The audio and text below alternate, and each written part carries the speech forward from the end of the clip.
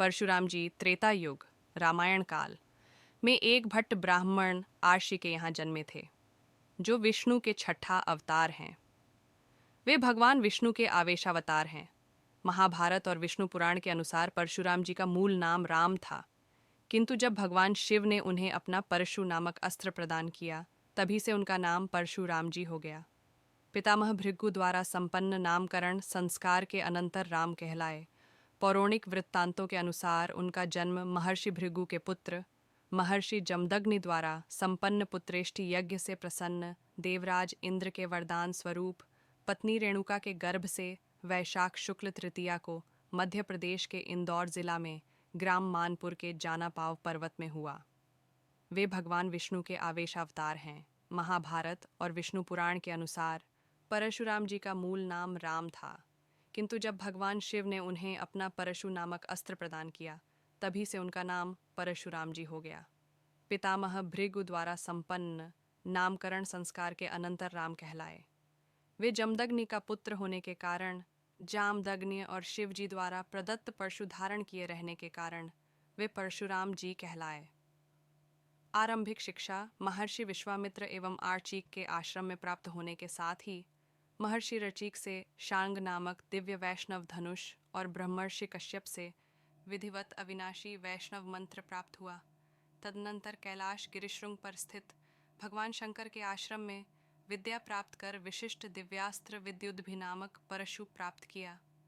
शिवजी से उन्हें श्री कृष्ण का त्रैलोक्य विजय कवच, स्तवराज स्तोत्र एवं मंत्र कल्पतरु भी प्राप्त हुए। चक्रतीर्थ में किए कठिन तप से प्रसन्न हो भगवान विष्णु ने उन्हें त्रेता में रामावतार होने पर तेजोहरण के उपरांत कल्पांत पर्यंत तपस्यारत भूलोक पर रहने का वर दिया। शस्त्र विद्या के महान गुरु थे। उन्होंने भीष्म, द्रोण व कर्ण को शस्त्र विद्या प्रदान की थी। उन्होंने कर्ण को श्राप भी दिया था। उन्होंने एकादश छंदयुक्त शिव पंचत्वारिंश नाम स्तोत्र भी लिखा। इच्छित फल प्रदाता परशुराम गायत्री है। एयुएम जामदग्न्याय विद्महे महावीराय धीमहि तन्नः परशुराम प्रचोदयात्। वे पुरुषों के लिए आजीवन एक पत्नी व्रत के पक्षधर थे। उन्होंने अत्रि की पत्नी अनसुया, अगस्त्य की पत्नी लोपामुद्रा व अपने प्रिय शिष्य अकृतवर्ण के सहयोग से विराट नारी जागृति अभियान का संचालन भी किया था। अवशेष कार्यों में कल के अवतार होने पर उनका गुरुपद ग्रहण कर उन्हें शस्त्र विद्या प्रदान करना भी बताया गया है। उन्होंने 21 बार क्षत्रिय विहीन किए थे। प्राचीन काल में कन्नौज में गाधी नाम के एक राजा राज्य करते थे। उनकी सत्यवती नाम की एक अत्यंत रूपवती कन्या थी। राजा गाधी ने सत्यवती का विवाह भृगुनंदन ऋषिक के साथ कर दिया। सत्यवती के विवाह के पश्चात वहां भृगु आर्षि ने आकर अपनी पुत्रवधू को आशीर्वाद दिया और उससे वर मांगने के लिए कहा।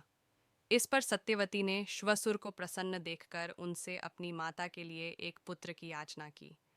सत्यवती की याचना पर भृगु आर्षि ने उसे 2 चरुपात्र देते हुए कहा कि जब तुम और तुम्हारी माता आरतु स्नान कर चुकी हो, तब तुम्हारी माँ पुत्र की इच्छा लेकर पीपल का आलिंगन करना और तुम उसी कामना को लेकर गूलर का आलिंगन करना। फिर मेरे द्वारा दिए गए इन छरुओं का सावधानी के साथ अलग अलग सेवन कर लेना। इधर जब सत्यवती की माँ ने देखा कि भृगु ने अपने पुत्रवधू को उत्तम संतान होने का छरु दिया है, तो उसने अपने छरु को अपनी पुत्री के छरु के साथ बदल दिया। इस प्रकार सत्यवती ने अपनी माता वाले छरु का सेवन कर लिया।